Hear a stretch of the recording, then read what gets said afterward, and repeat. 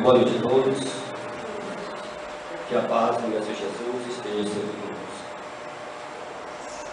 De certa forma, nós sabemos que tudo na vida, tudo no universo obedece a leis. Leis humanas e leis divinas. Sabemos também que as leis divinas, elas são imutáveis. O que quer dizer imutáveis? Ela não muda com o tempo. Ela foi criada e vai ficar assim por todo o tempo. Enquanto que as leis humanas, ao contrário, elas são mutáveis. Elas mudam de acordo às circunstâncias, de acordo às necessidades. Isso aí todos nós sabemos. E se tratando de leis divinas, lá no Livro dos Espíritos, Allan Kardec nos traz, na parte 3, as leis morais. Lá ele fala de muitas leis. Lei do trabalho, lei de sociedade, lei de liberdade. Mas nós queremos destacar justamente este ponto, lei de causa e efeito. Que ele retirou justamente o conceito da física, que para todo efeito tem uma causa e toda causa gera um efeito. Essa lei de causa e efeito é também uma lei imutável, que faz parte das leis divinas. Ela é uma lei regeneradora, embora muitos pensam que ela é uma lei punitiva, mas não, ela é uma lei regeneradora. Ela é uma lei promovedora, ajuda o espírito a se promover diante dos erros cometidos e agora oferece a oportunidade de regeneração. Muitos temem a lei de causa e efeito, mas não devem temer. Ela é uma lei que vem para fazer com que nós possamos evoluir e crescer. Mas, se nós formos observar o Evangelho de Jesus, todo ele, nós vamos encontrar lei de causa e efeito, provas e expiações e reencarnação. Eu acredito que seja quase que impossível entender as lições de Jesus sem o advento do conhecimento espírita. Se nós formos olhar capítulo por capítulo, mensagem por mensagem, ensinamento por ensinamento, parábola por parábola, conceito por conceito, se não admitirmos a reencarnação, por exemplo, se não admitirmos lei de causa e efeito, provas e expiações, fica muito difícil. A gente pode até entender um ponto ou outro, mas não liga as coisas. As coisas não ligam, porque falta o advento do conhecimento espírita. Por exemplo, quando Jesus foi preso, é uma cena que eu acho que todos aqui conhecem, aquela cena em que Judas aparece com alguns soldados romanos e os príncipes, os sacerdotes lá do Sinédrio, aquela cúpula que jogou e condenou e matou Jesus. Essa cena, se nós formos observar, Judas aparece junto com esse pessoal, Jesus está ali no meio das pessoas, dos discípulos, ele chega, o que ele faz? Beija-lhe a face. Este gesto quer dizer o quê? Ele está apontando para os soldados e os sacerdotes que aquele ali era o Messias, era Jesus. Porque até mesmo o pessoal não sabia quem era Jesus. Conhecia os seus feitos, conhecia o seu trabalho de evangelização no mundo, principalmente naquela região, mas não conhecia Jesus. Então, através daquele beijo, ele delatou, uma palavra que está muito na moda, delatou Jesus. Os soldados aproximam, prendem Jesus, e Pedro, num ato de fúria e falta de controle diante daquela situação, tira uma espada da mão do soldado romano e corta ali a orelha do soldado. Naquele momento, Jesus restaura a orelha do soldado e adverte o filho: não faça isso, está errado, você conhece as leis, não faça isso. Então, por esse momento, a gente percebe, aí ele fala mais ainda: porque aquele que fere com ferro será ferido. Aquele com a espada fere, com a espada será ferido. Então, só para nós termos uma ideia, como é que nós vamos analisar isso? Sem o conhecimento da doutrina espírita, eu creio que fica um pouco difícil. Eu acho que todos aqui concordam. Por que Jesus disse aquilo? Baseado na lei de causa e efeito. Se ele feriu, ele vai sentir as consequências do ato cometido. E quando nós agredimos as leis divinas, voluntariamente, nós convocamos a lei de causa e efeito. Quando nós agredimos as leis, quando nós agredimos as pessoas de várias formas diferentes, automaticamente nós estamos convocando a lei de causa e efeito. Isso é natural, é automático. Por exemplo, isso está implicando em todas as decisões que nós tomamos, seja física ou seja moral. Por exemplo, uma pessoa resolve exagerar na alimentação. Só para termos uma ideia de como funciona. Se a pessoa exagera na alimentação, o que vai acontecer? Ela vai engordar. Não é? Vai engordar. E ela engordando, o que acontece? Vai sofrer os efeitos. Quais são os efeitos? As doenças, diabetes, pressão alta, pressão arterial alta, vias entupidas, artérias entupidas. Assim acontece com quem fuma muito, quem bebe muito, os translocados do trânsito, vai sofrer os efeitos. E esses efeitos, causando-lhe algo maior, que seja uma morte prematura, torna seus efeitos ainda muito mais danosos, muito mais perigosos. Por quê? Porque se a pessoa come muito, exageradamente, por sua decisão, e fuma muito, e bebe muito, ela pode também causar danos muito maiores no seu perispírito. Se ele desencarnar por essa via, ele pode lesar o seu corpo perispiritual, que pode complicar futuras encarnações. Ele vai ter que limpar determinados órgãos através das próximas encarnações depurando. Então a gente vê que automaticamente nós convocamos toda vez que tomamos decisões ou que pensamos em alguma coisa. E o certo é que nós devemos saber como que nós estamos diante da contabilidade de Deus. Nós não sofremos tanto com a lei de causa e efeito. Temos que saber como é que está o nosso crédito, o nosso débito, se estamos devendo mais, se temos muito mais créditos. Como é que funciona isso? Quem é que vai anotar isso para a gente? É Deus que vai ficar anotando quando estamos errando, quando estamos acertando? Os espíritos que nos acompanham, o caderninho, outras coisas? Não. Isso tudo está registrado na nossa consciência. Tudo que fazemos, de bom ou de ruim, registra na nossa consciência. Que também, onde se encontram as leis divinas. E aí, dentro desse raciocínio, toda vez que nós agredimos, nós vamos o quê? Ter que corrigir. Nós temos que corrigir. E como nós devemos fazer isso? Como devemos fazer essa correção? Nos sustentar diante das dores da alma.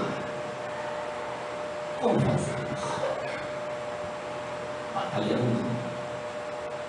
Ontem, aqui no centro, na nossa mediúnica, um espírito desencarnado, ele cometeu suicídio e foi trazido aqui como companheiro espiritual.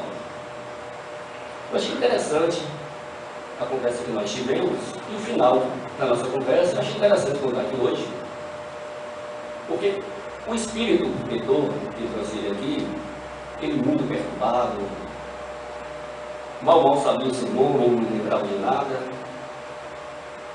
E ele disse que quando ele estava sendo conduzido à mediúnica, o espírito mentor disse a ele: olha, sabemos que as dores da alma é muito forte e devemos ter muita força para suportá-la e para vencê-la. Agora Deus dá para cada um de nós três coisas, três forças para suportarmos e vencermos essas dores. Deus nos dá a inteligência, o pensamento e a coragem. A união dessas três forças nos enche de coragem, nos enche de forças para vencer todos os nossos obstáculos. Inteligência, para reconhecer que Deus é nosso Pai. Inteligência, para reconhecer que todos nós somos irmãos e pertencentes de uma grande família universal. Inteligência, para percebermos que o mal que fazemos ao outro é o mal que fazemos a nós. Inteligência, para sabermos que o bem que promovemos nos outros é o bem que promovemos em nós. Pensamento, para criarmos situações que possam nos elevar. E coragem, para vencer a batalha. Essa batalha que nós travamos dentro de nós mesmos. Como dizia Gabriela Elaine, é uma batalha que ninguém vê, que ninguém sabe, só quem sabe somos nós. É uma batalha entre o bem e o mal que é constante. É constante. Entre o certo e o errado, que ninguém vê, só nós, que está na nossa consciência. Mas o mais interessante é que ninguém também pode interferir positivamente ou negativamente. É só nossa. E vitória ou derrota depende sempre de nós. Isso é importantíssimo sabermos disso. Outro ponto importante, o professor de Paulo Franco conta, diante dessas lutas que travamos internamente, interiormente, ele fala que as possibilidades de hoje são baseadas nas sombras de ontem. Mas as possibilidades do amanhã não precisa ser a sombra de hoje. Pode ser muito bem as luzes de hoje. E como é que nós vamos produzir essas luzes de hoje? Praticando o bem. Solidariedade, generosidade, gentileza, tudo isso que nós já sabemos, está dentro da nossa consciência. Basta colocarmos em prática. Então, para que as possibilidades do amanhã sejam positivas, sejam boas, para diminuirmos o nosso débito lá na contabilidade e aumentarmos o nosso crédito, é necessário boas ações, boas práticas. E Emmanuel fala que sem o amar e o servir é difícil nós crescermos. É muito difícil.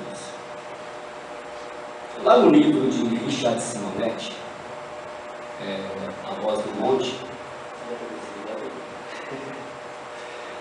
A Voz do Monte, ele fala que para vencermos essa grande batalha que existe, e vencer essas leis de causa e efeito, deixando esse mundo de provas e expiações, que nós estamos entrando numa nova era de regeneração, mas vai levar um bom tempo ainda, porque o mal ainda predomina.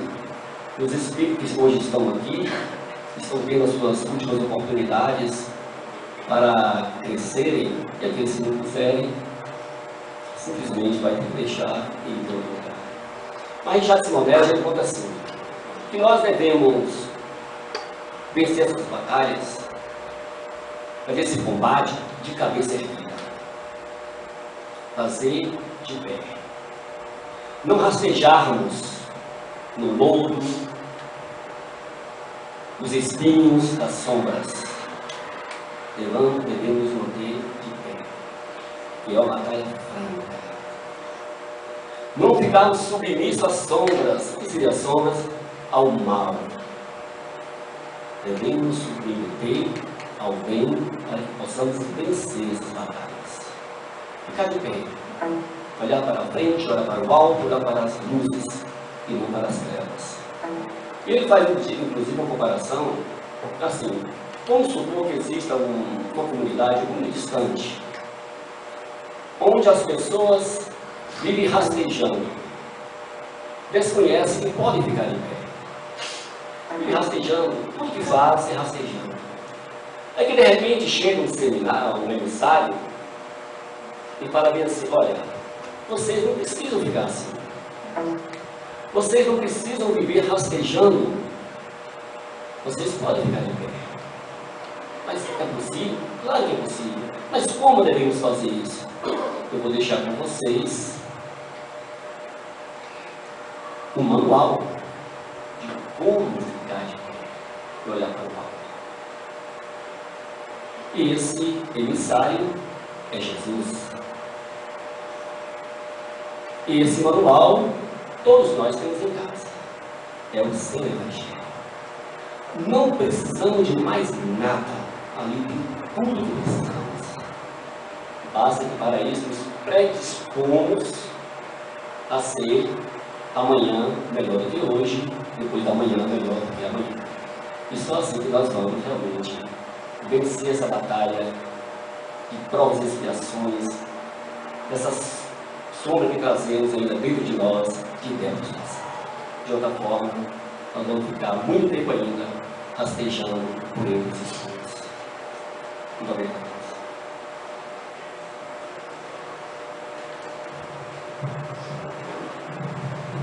Boa noite a todos. O nosso tema, Influências Espirituais, baseia-se em O Livro dos Espíritos, a partir de uma certeza que a doutrina espírita verificou, de que nós, seres encarnados, somos extremamente influenciados pelos seres desencarnados, os espíritos. Tanto espíritos de boa índole, como espíritos inferiores moralmente. E a vinculação dessa influência se dá a partir justamente do pensamento. Hoje a nossa música inicial, Pensamentos, vem nos falar que os pensamentos muitas vezes nos afligem e os sentimentos nos dizem qual é a razão de estarmos aqui. Tudo que nós sentimos, ele é exposto através do pensamento. André Luiz, espírito, ele afirma e demonstra em suas obras que o pensamento é matéria mental e que os espíritos desencarnados veem perfeitamente tudo aquilo que nós produzimos nesse ato de pensar. Aliás, a inteligência, que é o principal atributo da alma humana, ela é certificada justamente pelo ato de pensar. Como já dizia o filósofo René Descartes: penso, logo existo. A certeza da existência está no ato de pensar. E as influências que nós podemos receber dos espíritos, elas dependem da qualidade dos nossos pensamentos. Jesus recomendava: orai e vigiai para não cairdes em tentação. E a oração é uma forma de produzirmos pensamentos saudáveis. Quando oramos, buscamos a sintonia com Deus, com Jesus, com os espíritos bons. E esta elevação de pensamento atrai para junto de nós as forças positivas, os pensamentos bons, inclusive o pensamento de amor de Deus que está espalhado em todo o universo. E para captá-lo, nós deveremos ligar a sintonia do pensamento elevado com o desejo de nos melhorarmos, de amarmos. Se, ao contrário, produzimos sentimentos negativos, a ira, a agressividade e todas as desordens morais que ainda nos permitimos, também os pensamentos vão se formar na qualidade dos sentimentos inferiores que produzimos. Então, tecnicamente, fica assim: todos nós somos influenciados por espíritos bons ou maus. E nós vamos ter a influenciação dos bons ou dos maus, dependendo justamente dos pensamentos que produzimos, como foi dito agora por Etevaldo, através da nossa vontade, da nossa escolha. Todos nós somos livres para pensar o que nós quisermos. E o pensamento, ele é também o maior símbolo da lei de liberdade. Porque nós podemos tentar conter, limitar qualquer pessoa, qualquer espírito, dependendo das mais variadas circunstâncias. Mas uma coisa jamais ninguém pode prender, que é justamente o ato de pensar. O ato de pensar demonstra que nós realmente somos livres. E quando pensamos, nós escolhemos. A todo momento, o nosso pensamento é a produção da nossa vontade, das nossas escolhas. E é lógico, como muito bem colocou aqui Etevaldo, nós vamos receber de volta o que nós escolhemos, o que nós produzimos com a ação da nossa vontade, que ficou materializado no pensamento. André Luiz, Espírito e suas obras, ele tenta mostrar-nos que existem pontos vitais no nosso corpo e no corpo espiritual ou perispírito que faz com que tenhamos conexões magnéticas, onde os pensamentos bons ou maus, eles podem tanto chegarem até nós, como poderemos também transmiti-los aos outros. Nós vivemos numa teia magnética permanente de trocas constantes através dos pensamentos. E os pensamentos bons, eles não se misturam com os pensamentos maus. É como a água e o óleo. Então, cada um vai viver a influência e a sintonia compatível com aquilo que produziu, com a qualidade do pensamento que gerou. Nós vamos passar aqui agora uma filmagem que foi feita por um grupo espírita. E nesta filmagem nós vamos ver uma cena que eles tentaram produzir, que está narrada em algumas obras de André Luiz, especialmente contando a história de um casal, de pessoas amigas, de pessoas desencarnadas em boas condições tentando ajudar este casal. E também vamos verificar a situação em que espíritos inimigos tentam influenciar, criando infelicidade na própria convivência familiar.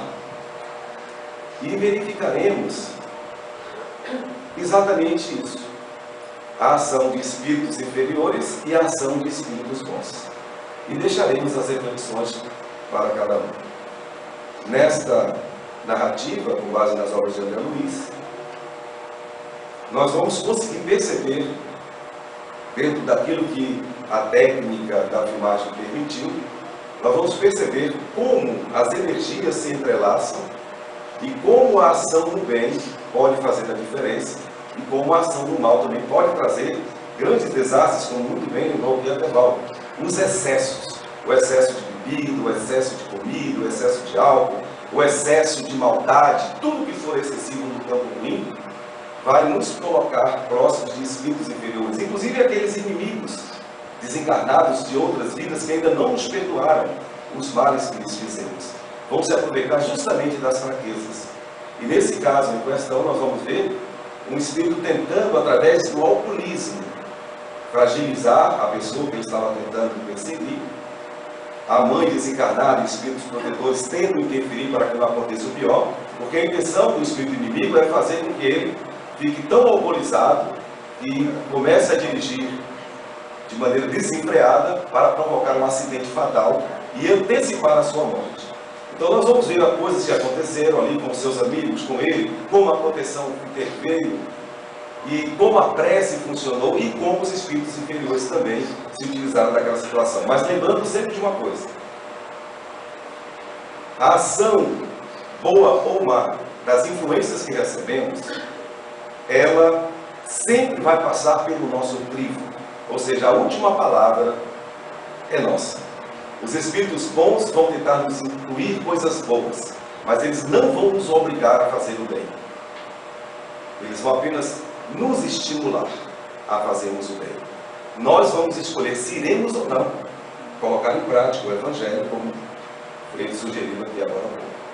Como também os espíritos inferiores, eles vão nos sugerir coisas negativas, mas nós teremos o tempo de escolher se as colocaremos em prática ou não. No final da história, as escolhas são nossas, as responsabilidades também são inteiramente nossas.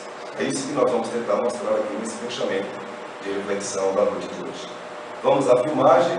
Nós tentamos corrigir alguns problemas técnicos de áudio. Vamos ver se vai dar certo aqui, para que todo mundo possa ouvir em áudio bom tom e ver com qualidade para concluirmos as nossas reflexões. Desde já, boa noite a todos, muita paz, e que cada um possa fazer exatamente o uso da consciência, porque na nossa consciência nós já temos tudo o que precisamos para decidirmos o que fazer das nossas vidas e, claro, esperamos que todos nós saibamos escolher sempre a melhor parte, o amor. Vamos lá.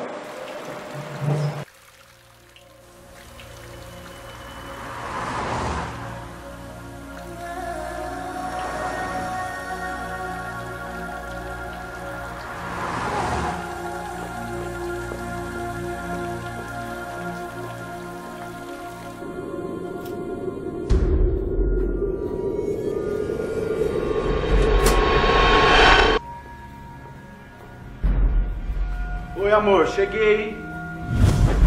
Oi, amor, tá lá no fogão.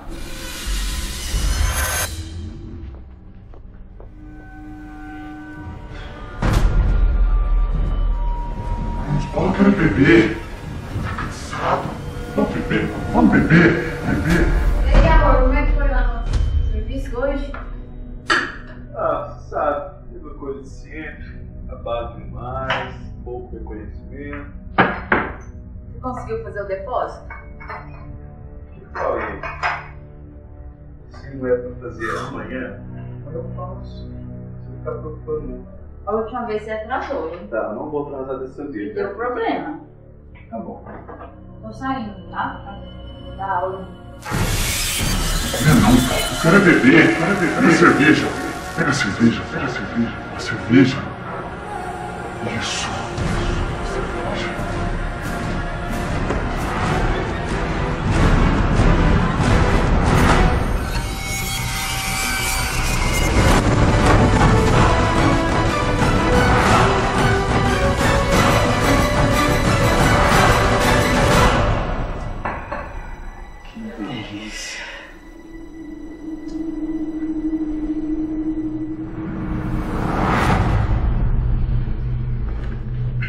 E aí, amor, você lembrou de abastecer o carro?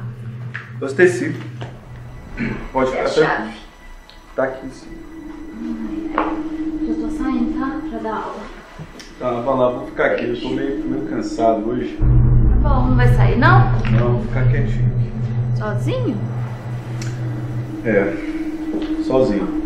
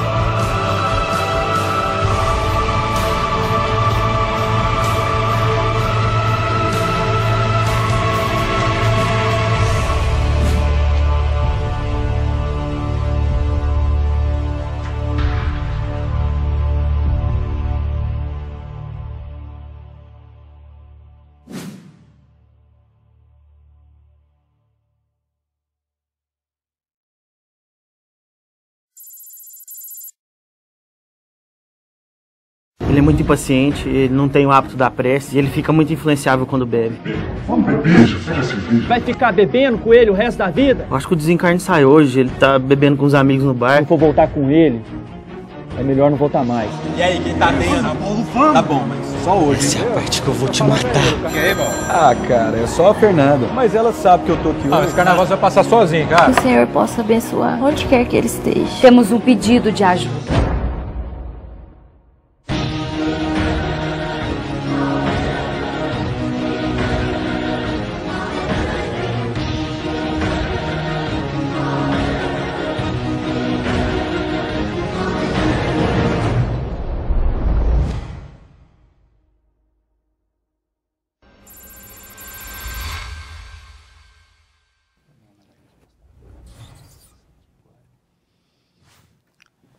Nossos irmãos ainda estão na frente do bar conversando, mas não tardam a partir.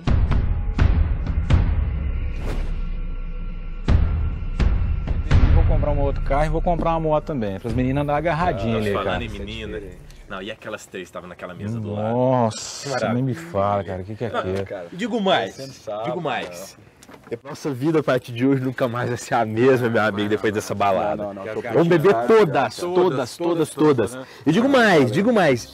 2 mulheres pra cada um de nós. Só 2. 2? Não, então peraí, aqui já miou o negócio aqui, eu vou ali buscar mais, então vocês aguentam a mão aí que eu vou ali só buscar mais outra. Não, vamos beber, vou ali buscar mais, aguenta a mão aí.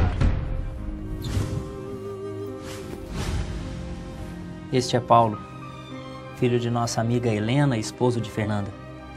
É honesto, trabalhador, mas infelizmente tem se deixado ser influenciado por inimigos do passado. A bebida facilita o vínculo com esses inimigos do passado ou aproveitadores inéditos. A mudança de vibração tem tornado a sua relação com a esposa cada vez mais distante e fria, afastando da sua tarefa de ser pai. Veja só o quanto Paulo está vinculado ao Otávio.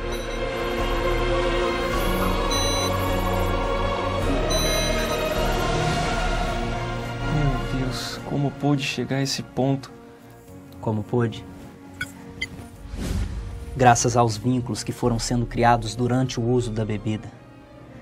Para piorar, Paulo não ora, não pensa em Deus e cada vez mais Otávio tem acesso a ele e o afasta da esposa, que poderia ajudá-lo um pouco, apesar das dificuldades que ela também tem. Mas, peraí, todo mundo que bebe arranja um desses? É, Tiago. Cada um tem, na terra ou aqui, as companhias que atraem com seus apelos íntimos. A bebida, como qualquer outra droga, é porta aberta para a obsessão. O uso, mesmo que ocasional, é destruidor. Nossa missão, Tiago, visa resgatar os nossos irmãos, inclusive aqueles que estão obsediando Paulo e seus amigos. Eu partirei agora mesmo para a casa de Fernanda, incentivarei que ela continue em prece. E vocês, meus irmãos, se encaminhem onde está Paulo e preparem o ambiente para o nosso trabalho. Tem certeza de que esses obsessores não podem nos ver, Estevão? Sim. As vibrações muito materiais dos nossos irmãos impedem que registrem a nossa presença. Veja, Tiago. As vibrações de Helena e Fernanda não tardaram a chegar. Vamos. Infelizmente, não sei se nossas amigas chegaram a tempo de evitar a tragédia, mas as forças da prece atingem Paulo desde já. Me ajude no trabalho de passe e magnetização. Precisamos evocar as imagens mentais que o lembrem do carinho que sente pela esposa.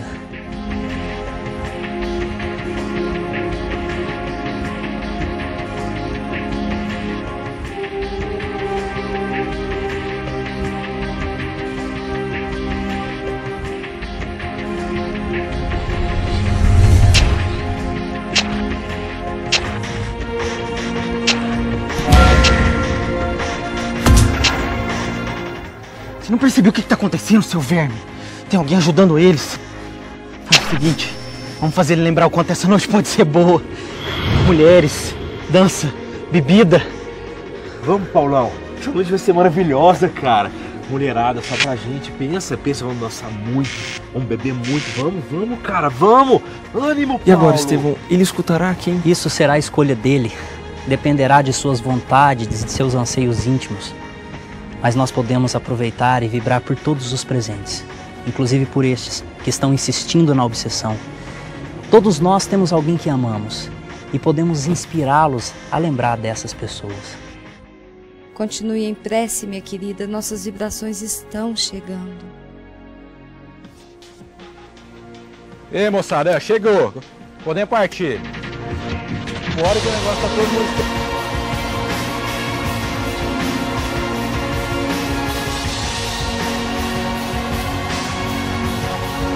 Vamos, Paulo!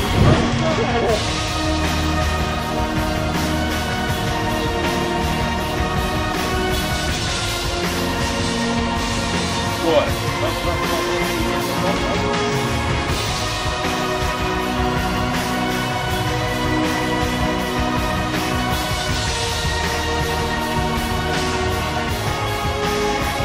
Entra aí logo, cara. Vamos aí, entra aí. Vamos logo.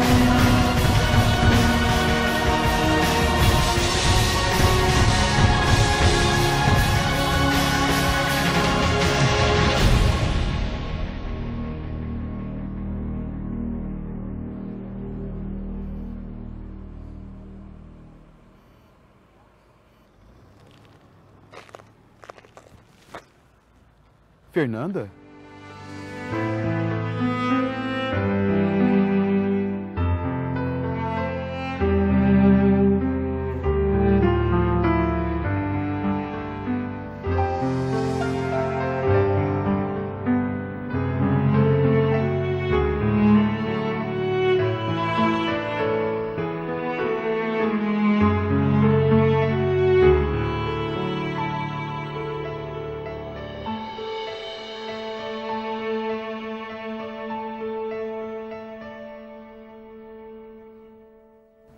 Meus amigos, providenciemos que nosso irmão seja levado para tratamento e façamos o melhor pelos que estão no carro.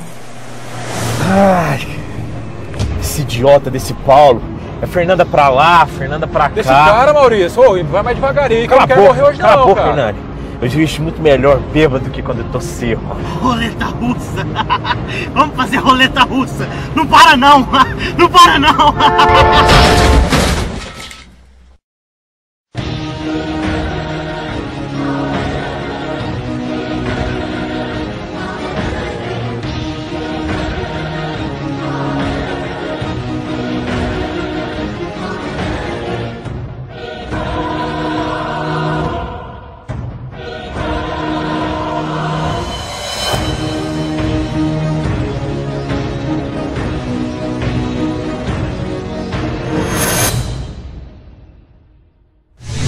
Deus, que tragédia!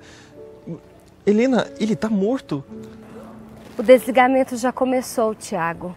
Mas nesse caso, apenas equipes especializadas têm condições de ajudar com maior eficácia.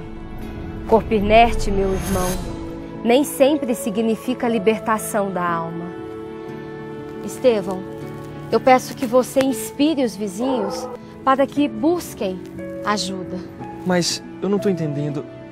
Ele estava programado para desencarnar hoje? Não, Tiago. A programação de Maurício se estendia por muitos anos, mas a imprevidência, o uso da bebida, a irresponsabilidade de dirigir embriagado levou para este acontecimento lamentável. Mas, Helena, ele vai ficar sem amparo espiritual? De forma alguma. Deus, no seu amor infinito, não desampara ninguém. Mas nós sabemos, somos responsáveis pelos atos que cometemos perante a lei.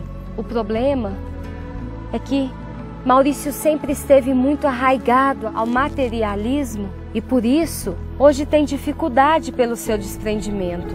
No momento em que ele tiver condições, ele será amparado.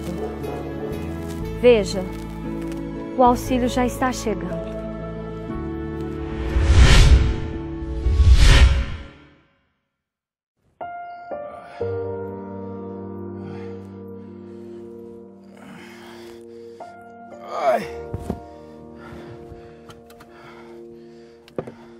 Maurício! Maurício! Maurício! Maurício! Maurício!